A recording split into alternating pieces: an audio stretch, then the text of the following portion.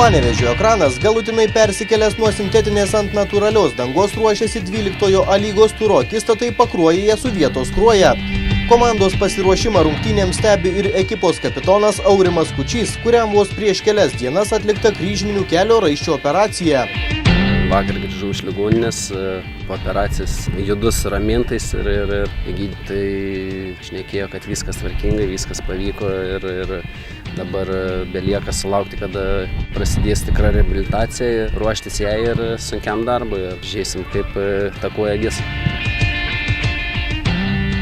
Medikai po tokių traumų jie prognozių kažkokių skubių neduoda ir tai traumai reikia laiko ir 5 mėnesių tikrai pilnai reikia ir 6 ir 7 kai kam ir sunku pasakyti, bet šį sezoną jau nusiteikęs, kad tikriausiai nebeišbėgsiu. Nepaisant traumos, vienas komandos lyderių dalyvauja visose treniruotėse ir nepraleidžia nė vienų rungtynių.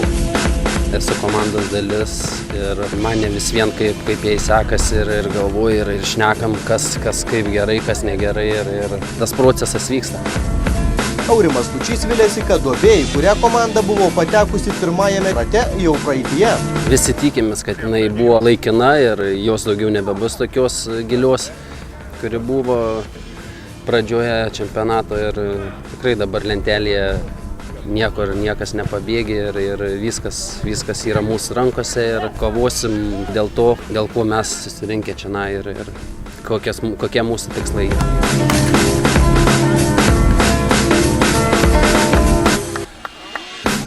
Ekranas ir Kruoja turnyro lentelėje žengia greta. Panevėžiečiai su 19 taškų yra treti. Kruoja užima 4 vietą ir turi surinkusi 15 taškų. Pergalė ekraniečiams leistų taškai susilyginti su Atlantu, kurie šį turą praleis.